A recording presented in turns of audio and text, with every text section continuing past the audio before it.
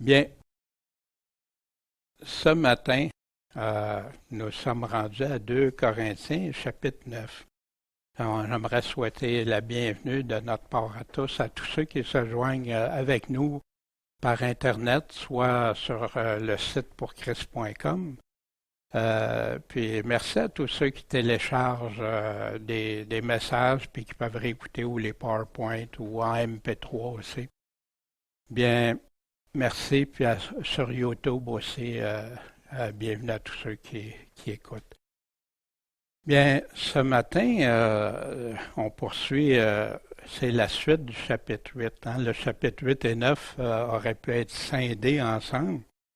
Puis, comme verset clé, et Dieu est puissant pour vous combler de toutes sortes de grâces, afin qu'ayant toujours tout ce qui vous est nécessaire, vous abondiez en toutes sortes de bonnes œuvres. Et on va regarder ça plus attentivement ensemble. Mais d'abord, rappelons-nous au chapitre 8, hein, Paul exhortait l'Église à assister les frères et les sœurs dans le besoin, comme les autres églises le font. Puis, malgré toutes les souffrances, les afflictions, les difficultés qu'ils ont, leur pauvreté, ils donnent, mais avec joie. Hein, on avait regardé la veuve hein, avec ses 2 sous aussi même. Un chrétien qui a bien connu la grâce du Seigneur se fait un plaisir de partager ce qu'il a reçu avec les frères dans le besoin. Puis, Paul va continuer, on va regarder ça au chapitre 9, comment il le présente. En plus d'aider ceux qui en ont besoin, ça devient un exemple à imiter. Ça encourage les autres. Ah, regarde telle assemblée, et c'est ce que Paul faisait avec les diverses assemblées. Regarde la Macédoine, il donne, regarde les Corinthiens, il donne tout ça. Ça nous encourage, puis des fois, ça nous sensibilise. Hey, j'avais pas pensé à ça, ou tu sais, je suis dans mes affaires, puis mais non, voici. Dieu qui est amour aime que nous accomplissions les bonnes œuvres de charité, des œuvres d'amour, avec joie, puis bonne volonté. Puis ça doit être fait selon un juste partage, selon les capacités de chacun, selon la justice, l'équité. Fait que plus qui participent, moins le fardeau est lourd sur d'autres. Puis aussi, Paul nous a parlé que des précautions sont nécessaires pour administrer ce qui est donné au nom de Dieu. Puis pas attirer des soupçons ou des reproches et en faire une occasion de chute et de scandale, comme on l'a si souvent vu par des églises au nom de Dieu, puis qui est arrivé des scandales avec l'argent. Quelle tristesse. Mais si les églises suivent ce que Paul dit, il n'aura pas de problème. Et ça va vraiment servir. Bien, je demandais à Michel de nous lire la suite du chapitre 8, le chapitre 9. Il serait superflu de vous écrire au sujet de l'assistance qu'on destine aux saints, car je connais votre bonne volonté au sujet de laquelle je me glorifie de vous auprès des Macédoniens, leur disant que l'Achaïe est prête depuis l'année passée et votre zèle a excité celui du plus grand nombre. Toutefois, j'ai envoyé nos frères afin que nous ne nous soyons pas glorifiés de vous en vain à cet égard et que vous soyez prêts, comme je l'ai dit, de peur que si les Macédoniens venaient avec moi et ne vous trouvaient pas prêts, cela ne tournât à notre confusion, pour ne pas dire à la vôtre, sur ce sujet dont nous nous sommes glorifiés. J'ai donc estimé nécessaire de prier les frères d'aller d'avance chez vous et d'achever de préparer la libéralité que vous avez déjà promise, afin qu'elle soit prête comme une libéralité et non comme le fruit de l'avarice. Au reste, celui qui sème chichement moissonnera chichement, et celui qui sème abondamment moissonnera aussi abondamment. Que chacun donne selon qu'il a résolu en son cœur, non à regret, ni par contrainte, car Dieu aime celui qui donne avec joie.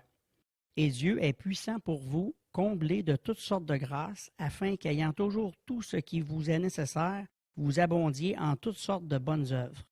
Selon qu'il est écrit, il a répandu, il a donné aux pauvres, sa justice demeure éternellement. Or, celui qui fournit la semence au semeur et du pain pour sa nourriture, vous donnera et multipliera votre semence et augmentera les fruits de votre justice, afin que vous soyez enrichis en toute manière pour accomplir toutes sortes de libéralités qui fassent rendre à Dieu par nous des actions de grâce. Car l'administration de cette offrande non seulement pourvoit aux besoins des saints, mais encore elle abonde en actions de grâce que plusieurs rendront à Dieu. Ils glorifient Dieu pour l'épreuve qu'ils font dans cette assistance de la soumission que vous faites profession d'avoir pour l'Évangile de Christ et de la libéralité sincère dont vous usez envers eux et envers tous. Et ils prient pour vous, vous aimant affectueusement à cause de l'excellente grâce que Dieu vous a faite. Or, grâce soit rendue à Dieu de son don ineffable. Amen. Bien, merci Michel pour cette lecture qui nous donne un portrait de ce qu'on va aborder. Mais avant d'aller plus loin, Seigneur Tout-Puissant, puisses-tu nous guider, nous éclairer avec ta parole, puis que nos cœurs soient toujours disposés à entendre, à comprendre, à mettre en pratique ce que tu nous demandes, Seigneur. Tu es le Dieu Tout-Puissant, celui à qui on veut plaire, t'aimer toutes nos forces, notre âme, nos pensées. En ton nom, Seigneur Jésus. Amen. Bien, Paul continue en disant « Il serait superflu de vous écrire au sujet de l'assistance qu'on destine aux saints. » Pourquoi que ça serait superflu? Parce que les Corinthiens avaient reçu l'enseignement de Paul concernant l'importance d'aider. Puis, non seulement ça, mais il y avait eu la volonté, le désir de le faire. Puis ici, au sujet de l'assistance qu'on destine aux saints, fait que c'est ce sujet-là particulièrement que Paul va traiter dans son contexte. Car je connais votre bonne volonté au sujet de laquelle je me glorifie de vous auprès des Macédoniens. Comment que Paul se glorifie auprès des Macédoniens? En leur disant que l'Achaïe est prête depuis l'année passée, puis votre zèle a excité celui du plus grand nombre. Fait que Paul l'a dit aux autres églises que les Corinthiens étaient zélés, puis qui voulaient aider le plus grand nombre depuis déjà 1 an l'an passé. Mais Paul, prudent, dit « Toutefois, j'ai envoyé nos frères, afin que nous ne soyons pas glorifiés de vous en vain à cet égard. » À ce sujet-là encore, pour citer les saints. Parce que on ne veut pas avoir dit ça, j'ai dit ça à tout le monde, puis là on arrive, puis c'est pas le cas. Et vous soyez prêts, comme je l'ai dit. On se souvient au chapitre 8, verset 10, « En cela, je vous donne un conseil, car cela vous convient à vous qui non seulement avez commencé de le faire, mais qui en aviez eu le dessein dès l'année passée. » Fait que c'était déjà en branle. Puis envoyer des gens d'avance, pourquoi? De peur si les Macédoniens venaient avec moi et ne vous trouvaient pas prêts. Vous n'avez pas tout complété, vous n'avez pas fait cette démarche-là, vous n'étiez pas préparé, ou s'il arrive, vous n'avez pas l'argent, ou quoi que ce soit. Cela ne tourne à notre confusion, on devient confus, même honteux, pour ne pas dire à la vôtre. Parce que si nous autres on l'est, ben vous autres aussi, là. Tout le monde sait que vous vouliez donner, puis là on arrive, il n'y a rien. Sur ce sujet, nous nous sommes glorifiés. En passant, glorifier ici veut dire, il était content, il était fier d'en parler de ça que les Corinthiens faisaient. Ça était pour faire ça. J'ai donc estimé nécessaire de prier les frères d'aller d'avant chez vous, puis d'achever de préparer, afin qu'ils soient prêts, la libéralité, la générosité que vous avez déjà promise. Paul ici ne se gêne pas de répéter des choses. C'est déjà un engagement que vous avez pris là. C'est pas Paul qui arrive puis hey, vous allez donner. Non. Vous êtes déjà engagés à ça, afin qu'elle soit prête comme une libéralité, comme un acte de générosité, et non pas comme le fruit de l'avarice, hein, à l'inverse. Que là, non, il y a presque rien, ou il n'y a pas rien, ou vous n'êtes pas prêt. Au reste, celui qui sème chichement, hein, qui sème presque pas, va récolter chichement. Et celui qui sème abondamment va moissonner aussi abondamment. Un principe biblique partout, dans plein de sujets. Et ici, justement, pour les offrandes. Paul leur avait dit au chapitre 8, car si la promptitude de la volonté existe, on est agréable à Dieu selon ce qu'on a et non selon ce qu'on n'a pas. Fait qu'il n'a jamais demandé aux Corinthiens de donner au-delà. Non, ce que tu as. Il y en a qui ont la bonne volonté de donner, mais ils n'ont pas. Ils voudraient donner 10 000 $, ils ne l'ont pas. Mais je ne l'ai pas, je ne peux pas, même si j'aurais cette volonté-là. En effet, pour que les autres soient soulagés, il ne faut pas que vous soyez surchargés. Au contraire, il faut qu'il y ait de l'égalité. Répartissez-vous, hein, que votre abondance supplée maintenant à leur indigence, à leurs besoins, afin que leur abondance supplée aussi à votre indigence, en sorte qu'il y ait égalité. Selon qu'il est écrit, celui qui recueillait beaucoup n'en avait pas plus, puis celui qui recueillait peu n'en avait pas moins. Dieu aime que ce soit équitable, juste. Dans Proverbe 11, 24, 25, tel répand son bien, hein? Tel répand son bien, pas garde son bien, tel le répand, qu'il l'augmentera encore davantage.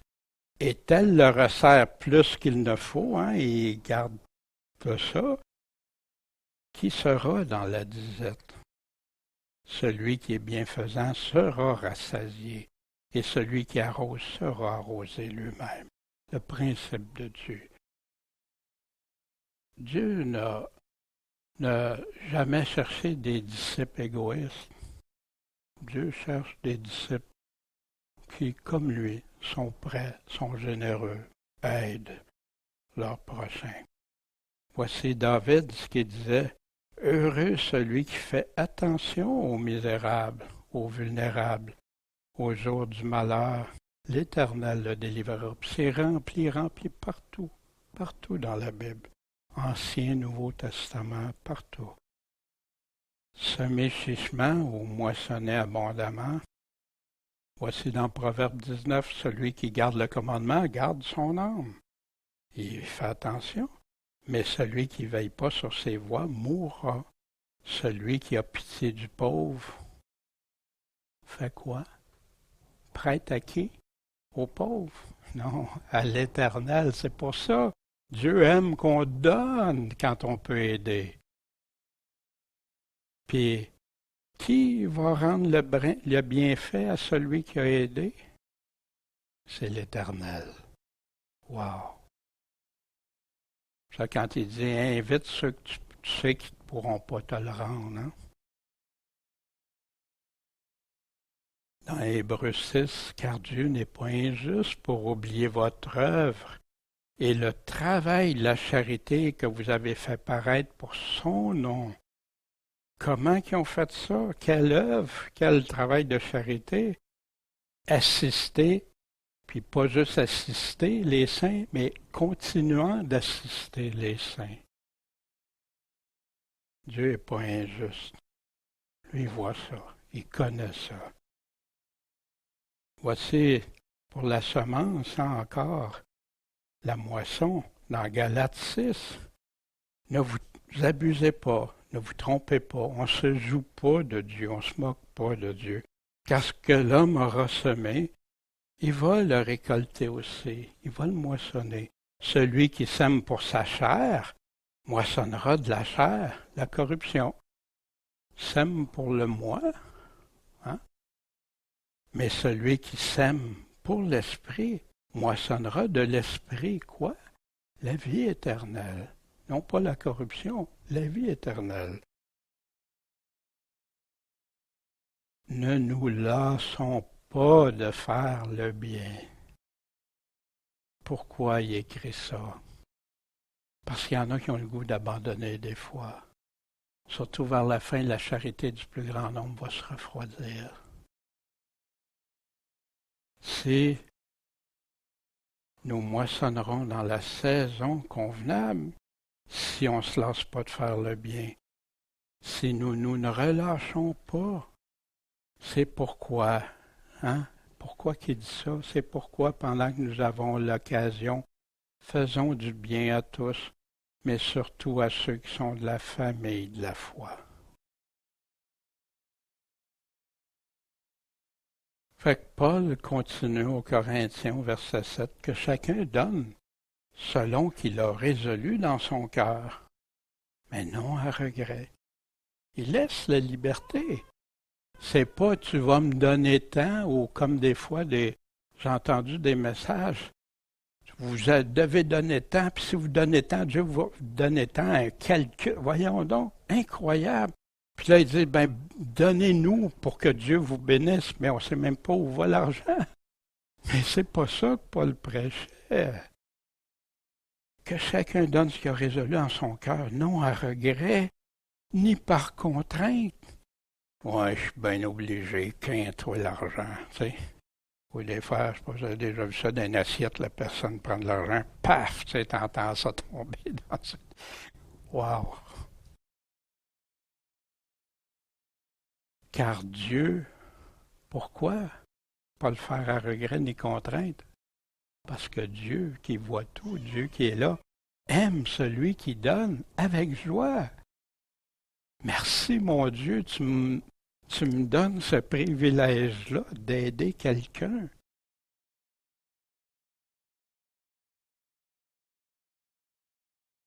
Puis il continue, parce que Dieu est puissant pour vous combler. Vous savez quoi, combler? De donner, mais toutes sortes de grâces. Hein? On avait dit l'autre fois, ben oui, il y en a qui prennent tout le mot grâce, ils donnent toute la même. Non, il y a différentes grâces, différentes faveurs que Dieu nous accorde, afin qu'ayant toujours ce qui vous est nécessaire, hein? On chantait ce matin, cherchez d'abord le royaume et la justice de Dieu. Puis il va pourvoir. Ce qui vous est nécessaire, vous abondiez en toutes sortes de bonnes œuvres. Vous allez être comblés, puis vous allez pouvoir abonder. Si vous semez abondamment, Dieu va vous combler abondamment. Puis là, vous allez pouvoir être en mesure de faire toutes sortes de bonnes œuvres selon Dieu. Dans Hébreux chapitre 10, verset 22, hein, où il dit s'approcher qu'un cœur sincère, une pleine certitude, les cœurs purifiés des souillures d'une mauvaise conscience, le cœur lavé de nos purs. Retenons sans fléchir la profession de notre espérance, parce que celui qui a fait la promesse, il est fidèle, c'est Dieu même. Et prenons garde les uns aux autres pour nous exciter à la charité, nous exciter aux bonnes œuvres. C'est tellement triste quand j'entends des discours sur les œuvres qui méprisent toutes les œuvres, qui me rendent ça comme si c'est hérétique, quelqu'un qui veut faire des bonnes œuvres même. C'est ça que la Bible nous dit. Non, on va le regarder. Mais exhortons-nous les uns les autres, et cela d'autant plus que vous voyez approcher le jour. Parce que si on pêche volontairement après avoir reçu la connaissance de la vérité, il ne reste plus de sacrifice pour les péchés. J'ai fait mon choix, j'ai fait mon camp. mais une terrible attente du jugement, puis un feu ardent qui doit dévorer les adversaires, ceux qui se rebellent. Puis voici, Paul continue, selon qu'il est écrit, il a répandu, il a donné aux pauvres, sa justice demeure éternellement. Puis moi, ça m'a donné un peu de confusion parce que j'avais appris dans des versions de Bible, il y avait mis le « il » en lettres majuscules, hein, comme si c'était Dieu. Mais là, il a fallu que je réfléchisse à ça, que j'aille le voir. Mais la meilleure façon, c'est la Bible répond à la Bible. J'ai été dans le psaume 112, d'où vient la citation de Paul. Louez l'Éternel, heureux l'homme qui craint l'Éternel, qui prend tout son plaisir en ses commandements. Sa postérité sera puissante sur la terre, la race des hommes droits sera bénie. L'abondance et la richesse seront dans sa maison, et sa justice subsiste à toujours. C'est ici, la lumière se lève dans les ténèbres pour l'homme droit. Il est compatissant, il est miséricordieux, il est juste. Heureux l'homme qui est compatissant, qui prête, qui règle ses actions selon la justice, car il ne sera jamais ébranlé. La mémoire du juste sera perpétuelle. Ça va aller jusque dans l'éternité, à toujours, perpétuellement. Il n'a pas à craindre les mauvaises nouvelles. Son cœur est ferme, s'assurant en l'Éternel. Son cœur est bien appuyé. Son cœur bien appuyé ne craindra pas, jusqu'à ce qu'il ait reposé sa vue sur ses ennemis. Dieu promet ça un jour. Il a répandu, il a donné aux pauvres. Sa justice demeure à perpétuité. Sa tête s'élève avec gloire. De qui il parle ici? Il est toujours en train de parler d'un homme, celui qui est juste, celui qui est bon, celui qui donne aux pauvres, celui qui partage. Fait que la promesse, c'est ça que Paul est en train de dire aux Corinthiens. Ben, ceux qui partagent, Dieu est fidèle. Dieu va accomplir ce qu'il a promis ici. Il va s'occuper de ceux qui sont généreux. Puis là, j'ai dit, ben Seigneur, ta parole est claire sur ça. Fait que, des fois, le choix des mots, hein, c'est éternellement qui, des fois, avec même les mêmes mots, est traduit à perpétuité ou pour toujours. Oui, ici, ils ont choisi le mot éternel. Puis il y a des versions qui ont choisi non pour toujours ou à perpétuité. Il y a un homme qui est un exemple de ça. J'ai dit que bientôt, on va regarder des héros de la foi, dont Georges Muller. Cet homme-là, Georges Muller, c'est un héros de la foi. Héros, hein, proclamer la foi, mais en action, qui a mis ce psaume-là pour lui. C'est un exemple vivant de ça, qui, allé jusqu'à 20 quelques années, était voleur, menteur, tricheur. Puis qu'un jour s'est converti, il a été à une école biblique, s'est converti. Puis un jour, vu des orphelins qui étaient dans le besoin, que personne ne s'occupait, puis il y en avait plein en Angleterre. Puis il a dit, ben Dieu, je ne peux pas laisser ça comme ça. Fait qu'il en a pris quelques-uns, puis après ça, c'est devenu jusqu'à 20 000 orphelins. Mais dans un temps qu'il y avait une crise financière énorme, qu'il y avait l'aspect financier était à terre. C'est pour ça qu'il y avait tant d'orphelins dans les rues laissés à eux-mêmes. Puis des parents mouraient, d'autres n'avaient pas les moyens de les faire vivre. Fait qu'il s'est, puis il a dit à Dieu, Dieu, jamais je demanderai un sou à personne. Puis Dieu a pourvu.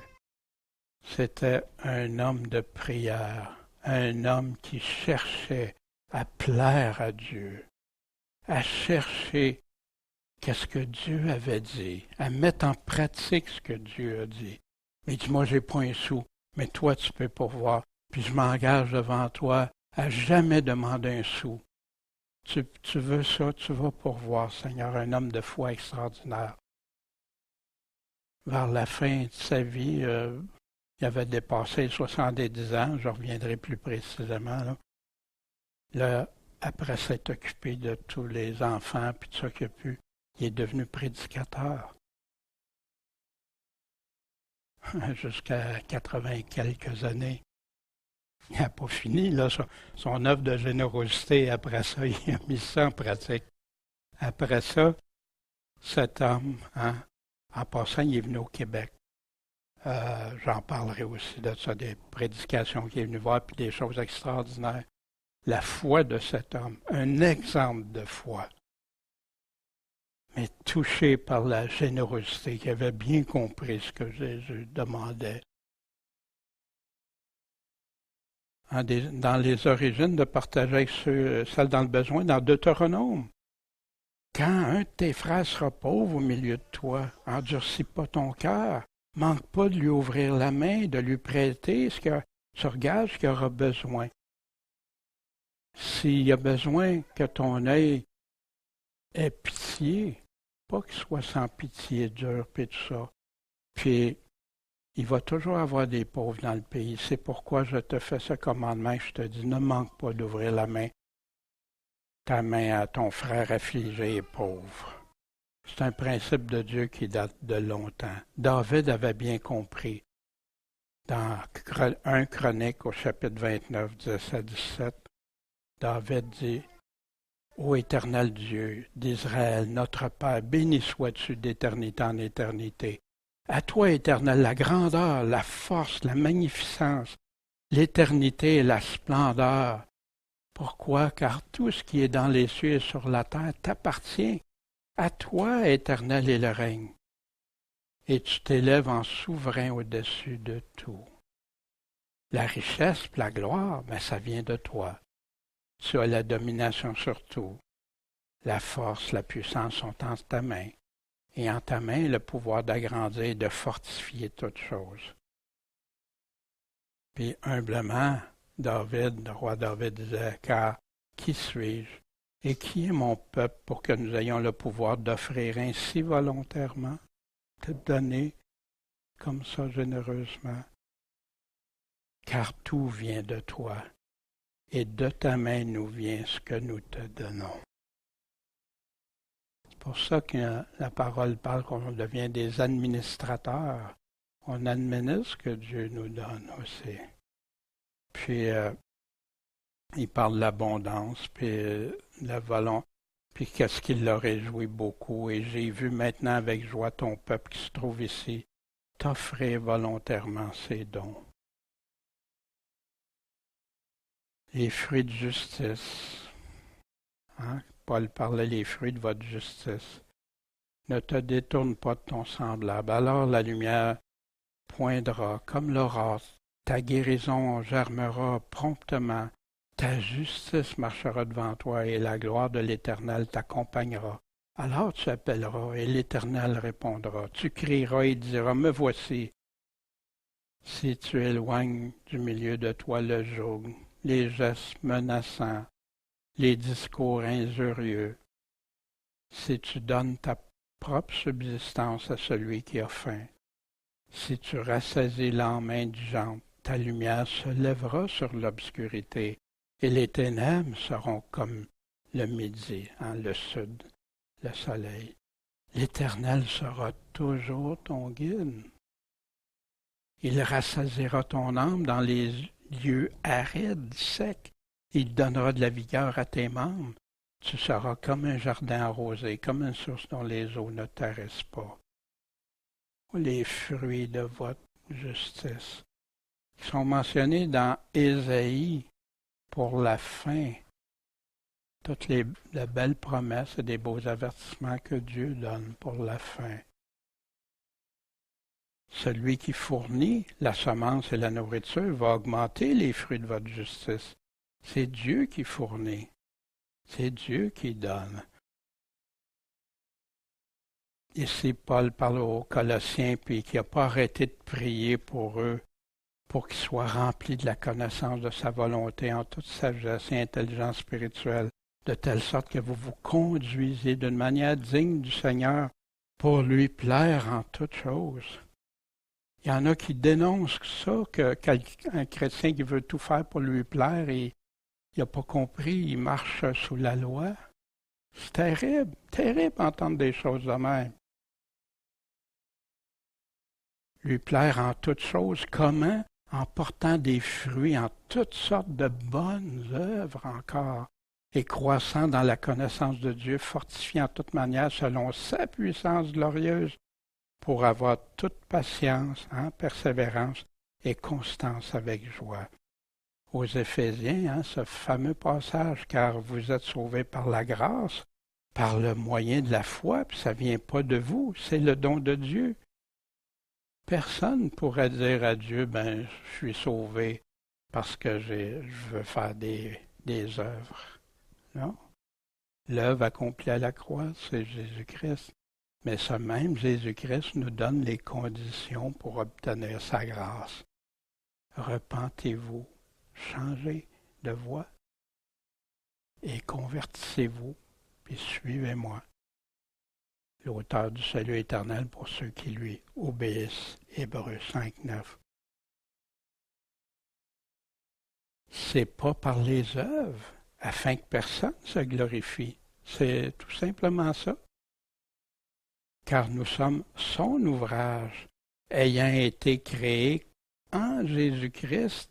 Pourquoi? Pour les bonnes œuvres. Vous voyez qu'il n'était pas en train de déprécier les bonnes œuvres, au contraire, il est en train d'affirmer, mais de dire que personne ne va pouvoir se glorifier devant Dieu parce qu'il a fait des bonnes œuvres. Ça vient avec ton salut en Jésus-Christ de faire les bonnes œuvres qu'il nous demande de faire. L'obéissance, le faire que tant dénoncent. Mais pourtant que Jésus dit, répète, et les apôtres répètent, que Dieu a préparé d'avance afin que nous les évitions, non, que nous y marchions. C'est pourquoi faire demeurer ferme et retenez les enseignements que nous vous avons donnés, soit de vive voix, soit par notre lettre, qui dit aux Thessaloniciens. Or que notre Seigneur Jésus-Christ lui-même est Dieu notre Père qui nous a aimés, qui nous a donné dans sa grâce une consolation éternelle et une bonne espérance, console vos cœurs, parce que les Thessaloniciens étaient persécutés très fortement, et vous affermissent en toute bonne doctrine, la saine doctrine qui est l'évangile de Jésus-Christ, toute sa parole, et en toute bonne œuvre. Mais pourquoi les fruits de justice et bonnes œuvres seraient devenus dangereuses pour un chrétien, comme vous avez entendu, je suis sûr, comme moi j'ai entendu? Ils ne disent pas directement comme ça, mais tous ceux qui veulent faire des bonnes œuvres, qui ça dérange les autres, deviennent des... il veut se sauver par ses œuvres. Ils n'ont pas compris que parce que tu es sauvé, tu veux faire les bonnes œuvres de Dieu. Voici à titre pasteur de pasteur encore à montrer une entière fidélité afin de faire honorer en toutes choses quoi? La doctrine de Dieu, notre Sauveur, cette doctrine qui est si facilement éclipsée de nos jours. Car la grâce de Dieu pour le salut. Ici, de quelle grâce il parle? La grâce pour le salut. Fait qu'on ne peut pas mettre ça à autre chose que pour le salut de tous les hommes a été manifestée. Puis qu'est-ce que cette grâce-là nous enseigne? À renoncer à l'impiété, aux convoitises mondaines et à vivre dans ce présent siècle, dans la tempérance, dans la justice puis dans la piété, en attendant la bienheureuse espérance. Puis Jésus-Christ lui-même qui s'est donné afin de nous racheter de toute iniquité, nous purifier, puis se former un peuple particulier, zélé pour les bonnes œuvres. Mais pourquoi qu'on entend le contraire souvent? Enseigne quoi? Ces choses, exhorte, reprend avec pleine autorité, que personne ne te méprise. Avertis-la d'être soumis aux princes, aux magistrats et de leur obéir, d'être prêt à toute bonne œuvre, de ne médire de personne, de n'être point querelleur, d'être modéré, de montrer une parfaite douceur envers les hommes qui sont gentils, non, envers tous les hommes. Car nous aussi, nous étions autrefois insensés, désobéissants, égarés, assujettis à des passions, à des voluptés diverses, vivant dans la malice, dans l'envie, dignes de haine, et nous haïssant les uns les autres. Mais, on était comme ça, mais Jésus est venu nous délivrer de ça.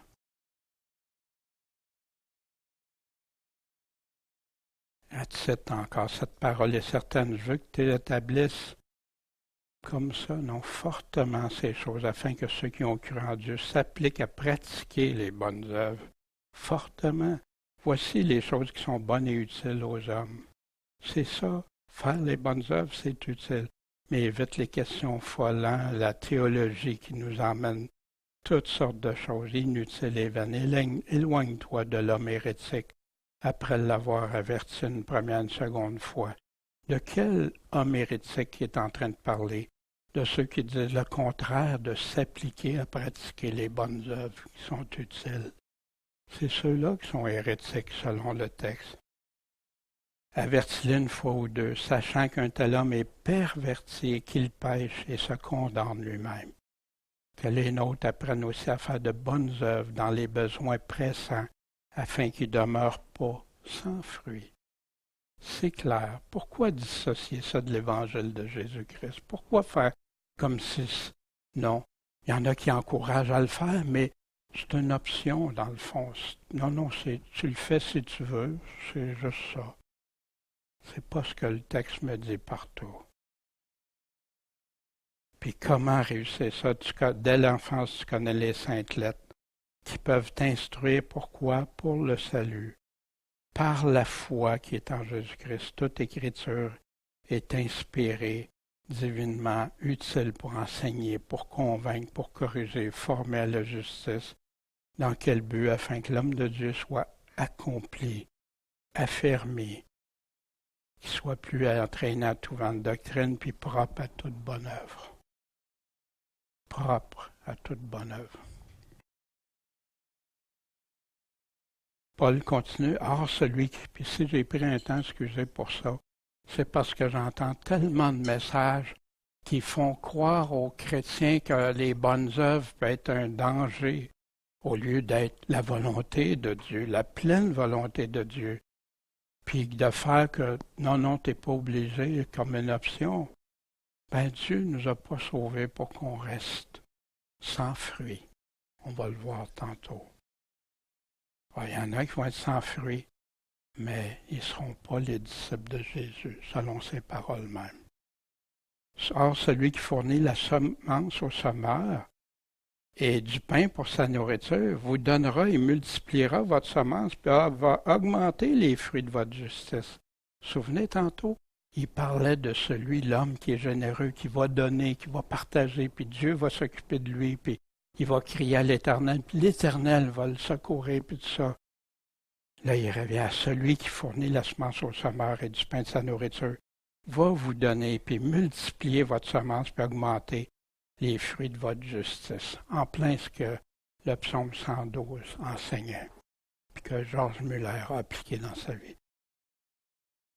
Puis dans quel but? Afin que vous soyez enrichis en toute manière pour accomplir toutes sortes de libéralités, toutes sortes de générosité, qui fassent rendre à Dieu par nous des actions de grâce. Wow, Dieu aime utiliser ses enfants. Dieu aime voir ses enfants. Comme lui, c'est un Dieu d'amour, de miséricorde, généreux. Dans AG 2, verset 8, « L'argent est à moi, et l'or est à moi, dit l'Éternel des armées. » Ça y appartient. Dans Acte 20, voici ce que Paul disait maintenant aux pasteurs des églises d'Éphèse. « Maintenant, je vous recommande à Dieu et à la parole de sa grâce, et à celui qui peut vous édifier et vous donner l'héritage avec toutes les sanctifiés. » Je n'ai pas désiré d'argent, d'or, de vêtements de personne. Paul a montré qu'il était prêt à tout. Je vous ai montré en toute manière que c'est en travaillant ainsi qu'il faut soutenir les faibles et se rappeler les paroles du Seigneur qui a dit lui-même. Il y a plus de bonheur à donner qu'à recevoir. Ouais. Puis un enfant de Dieu, il y a du bonheur quand il peut donner à quelqu'un. Plus encore que quand il reçoit. Celui qui va augmenter les fruits de notre justice.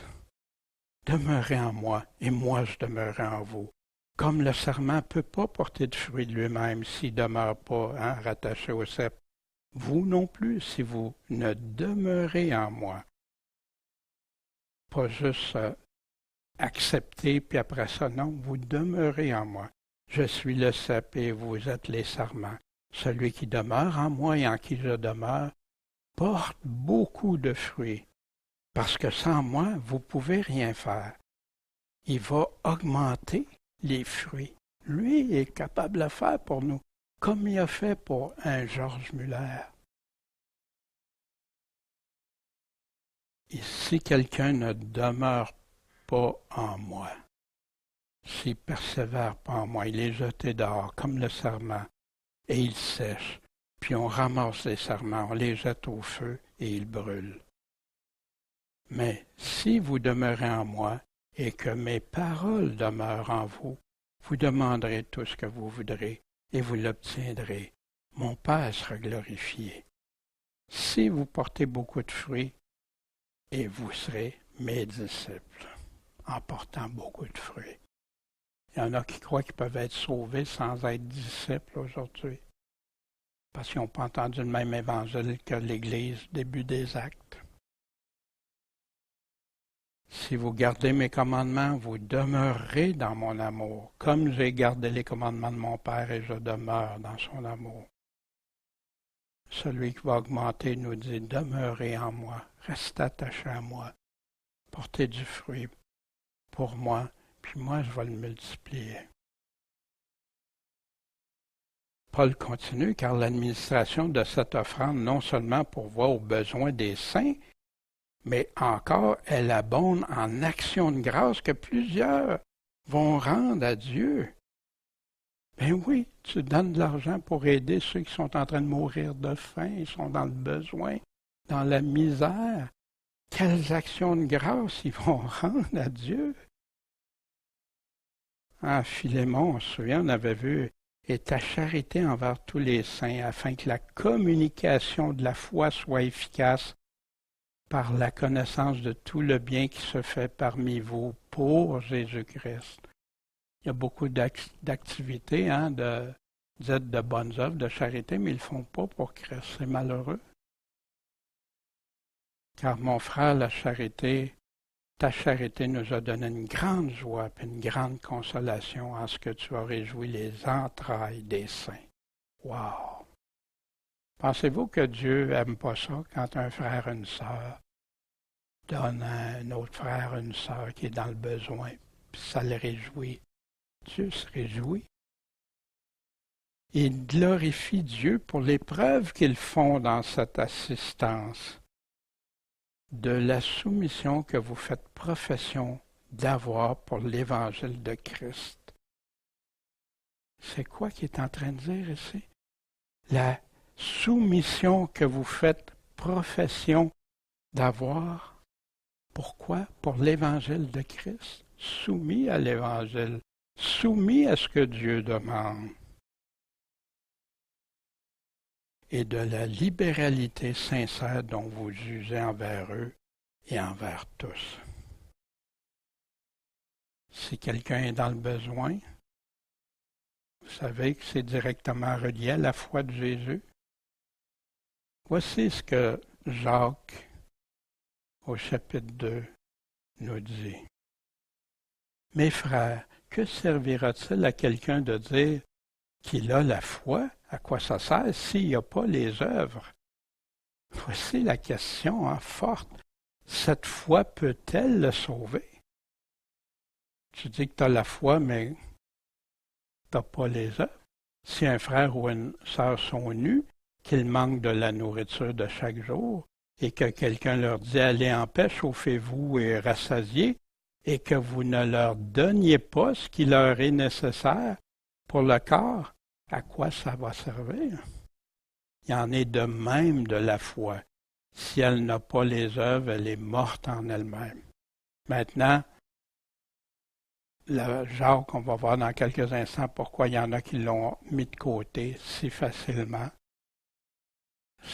ils n'ont pas saisi que quand Paul, la foi, sans les œuvres de la loi, mais ici il est en train de parler de quoi? Les œuvres que Jésus-Christ nous a demandé d'accomplir, de mettre en pratique les fruits que Jésus nous a demandés dans l'amour du prochain. Si elle n'a pas les œuvres, elle est morte. Mais quelqu'un dira, tu as la foi et moi j'ai les œuvres, montre-moi ta foi par tes œuvres et moi je te montrerai ma foi par mes œuvres. Tu crois qu'il y a un seul Dieu? Tu fais bien, les démons le croient aussi, puis ils en tremblent. Fait que ça distingue tout de suite la foi. C'est pas juste de dire qu'il y a un seul Dieu, puis tout ça. Non, c'est passé. Mais ô homme vain, veux-tu le savoir que la foi sans les œuvres est morte? Beaucoup décrochent là, parce qu'ils ont entendu qu'ils sont sauvés sans avoir besoin de rien faire, sans avoir besoin de faire ce que Jésus commande, sans avoir besoin d'écouter les paroles et les mettre en pratique. Pourtant, Jésus était très clair sur ça. On va voir aussi dans quelques instants d'autres paroles. Abraham, notre père, a-t-il pas été justifié par les œuvres quand il a offert Isaac, son fils, sur l'autel? Ici, il n'est pas en train de parler des œuvres de la loi, il est en train de parler des œuvres qu'Abraham a faites parce qu'il croyait en Dieu. Il a eu la foi en Dieu, la pleine confiance en Dieu.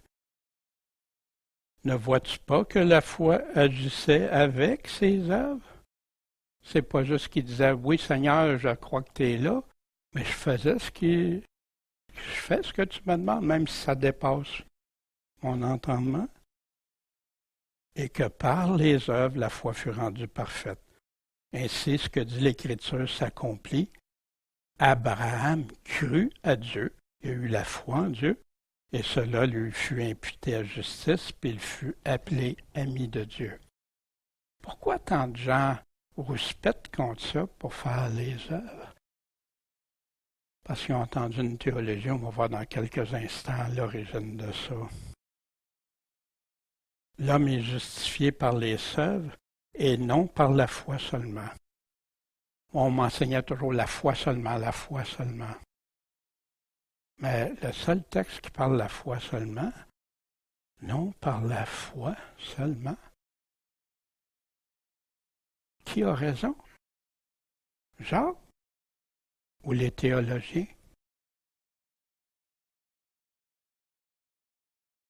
Puis là, il donne l'exemple de Rahab.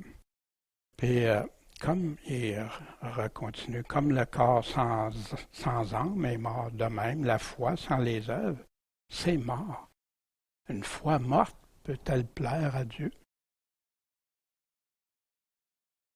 Qui, par sa théologie, peut annuler ou abolir la lettre de Jacques?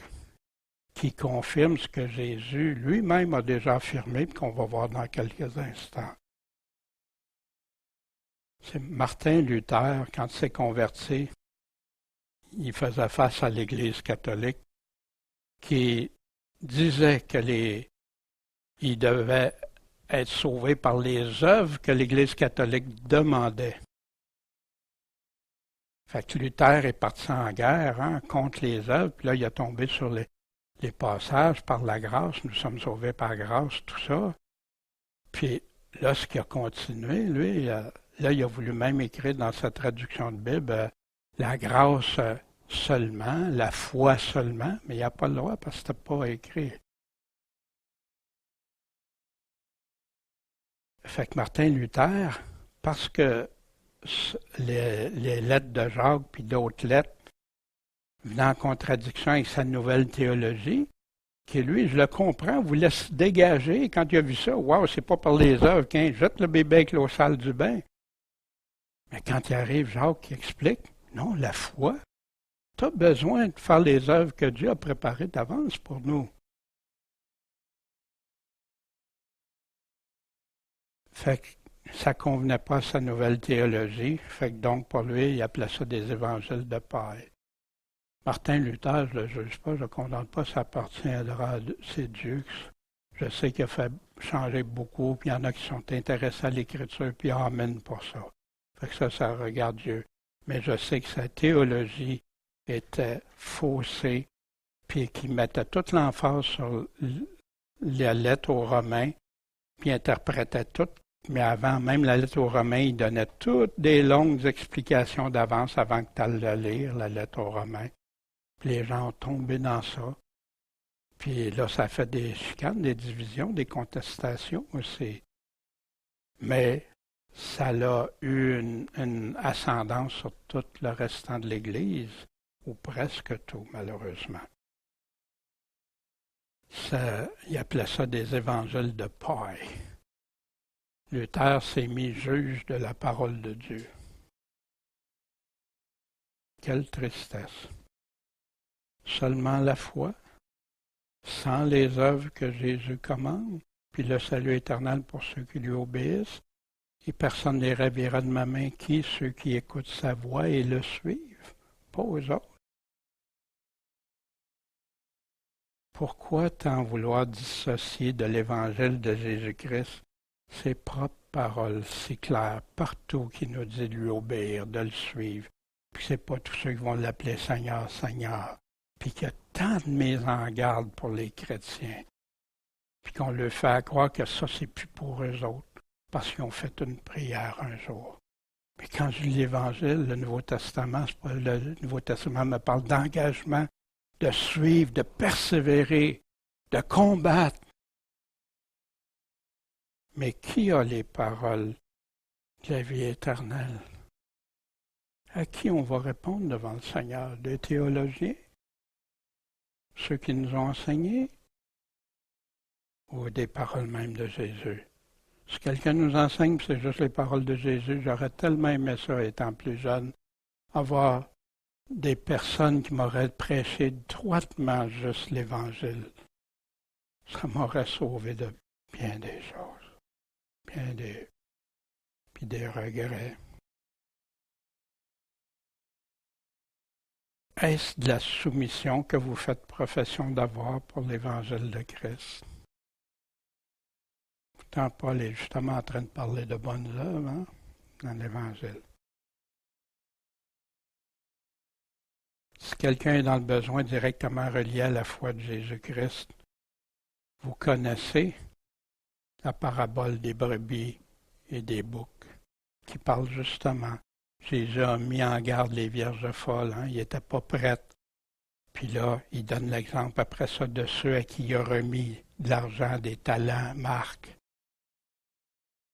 Puis après ça, il continue avec les boucs, tout pour son retour. Puis, quand est-ce, Seigneur, qu'on t'a vu être nu, avoir faim, avoir cité? Ben, toutes les fois que vous avez fait ces choses à un des plus petits de mes frères, c'est à moi que vous l'avez fait. C'est à Jésus qu'on l'a fait. Parce que Jésus veut qu'on aime notre prochain, qu'on aide notre prochain. Mais il dit au bouc, en tant que vous avez fait ces choses, hein, vous n'avez pas fait ces choses-là, parce qu'il posait la question à Jésus, quand est-ce qu'on t'a pas vu nu, étranger, qu'on t'a pas aidé, puis tout. À chaque fois que vous l'avez vu, vous ne l'avez pas fait. Je vous dis en vérité, en tant que vous n'avez pas fait ces choses à l'un de ces plus petits, vous me les avez pas faites à moi-même. Et ils iront aux peines éternelles, mais les justes iront à la vie éternelle. Et c'est qui appelle les injustes puis les justes? Ceux qui vivent dans la justice de Dieu aiment aider leur prochain. Mettre en pratique l'amour. Sans l'amour, on n'est rien. Sans mettre en pratique l'amour de Jésus-Christ, on n'est pas là. Puis cet amour-là va se traduire dans toutes sortes de façons. Mais spécifiquement ce matin, c'est en plein dans le sujet. Quand tu m'as vu avoir faim, quand tu m'as vu nu, étranger, en prison, malade. Jésus se l'approprie, c'est à moi. Wow! Puis il dit qu'est-ce qu'il va faire, le tri, pourquoi il va le faire. Fait que moi, on me disait, non, non, ça c'est juste pour les non-chrétiens. Ah oui, c'est les non-chrétiens qui vont lire ça. Vous savez, il y a plein de choses qu'on dit aux gens qui sont sauvés, même s'ils n'ont pas pardonné, même s'ils n'obéissent pas à Jésus. Même, il y en a qui prêchent que même s'ils vivent comme des démons, comme Charles Stanley dit, ils sont sauvés pareil si un jour ils ont fait une prière de repentance. Quelle abomination! Priez pour ces hommes-là qui prêchent la parole, que Dieu les réveille. Puis les Corinthiens, il dit aux Corinthiens au verset 14, il prie pour vous, vous aimant affectueusement à cause de l'excellente grâce que Dieu vous a faite. Quand tu donnes à quelqu'un, souvent il va te partager, il va prier pour toi. Il remercie Dieu. Oh, grâce soit rendue à Dieu de son don ineffable. C'est quoi son don ineffable? Puis, comme Paul disait aux Philippiens qui étaient persécutés, et ce que je demande, c'est que votre charité augmente de plus en plus en connaissance et en toute intelligence pour discerner la différence des choses, afin que vous soyez purs et irréprochables pour le jour de Christ. De quelle manière? En étant remplis par Jésus-Christ des fruits de la justice, à la gloire et à la louange de Dieu. Ce que Paul nous enseigne en conclusion du chapitre 8 et 9. La manière de partager avec joie, avec bonheur, sans regret, volontairement, en justice, en équité, pour qu'il y en a qui soient plus écrasés que d'autres, selon notre capacité. Maintenant, il y en a qui évaluaient leur capacité selon ce qu'ils pouvaient avoir, toutes les choses tout bien beau, puis après ça, le reste, s'il en reste. C'est ça que Jésus disait aux pharisiens qui donnaient. Dieu comble ceux qui sont généreux. Dieu a des promesses, va s'occuper d'eux dans tous les temps. Puis, Paul nous parle du témoignage, de l'impact, des effets sur les autres.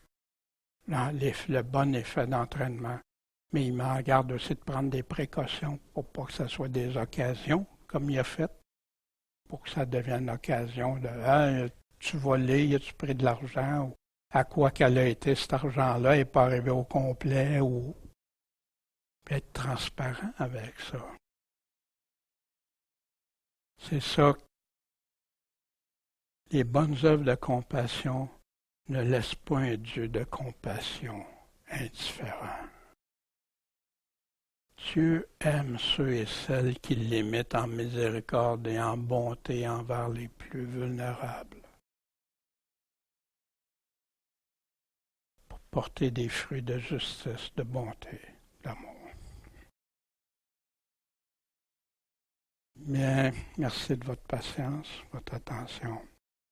Bon, Père Céleste, tu as les paroles, tu as la parole de vérité et tout, Seigneur, puis merci de nous donner ces paroles parce que ça nous donne ta volonté.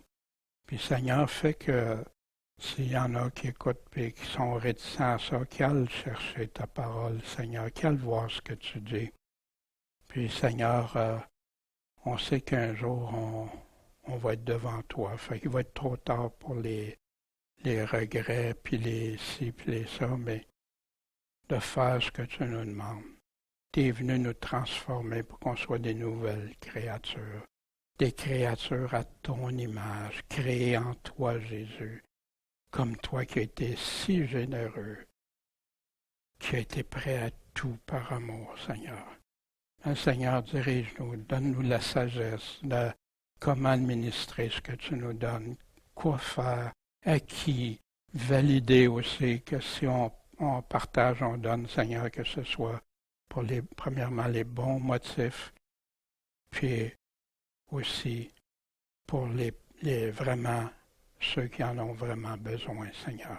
En ton saint nom, Jésus-Christ, Maître et Sauveur. Amen.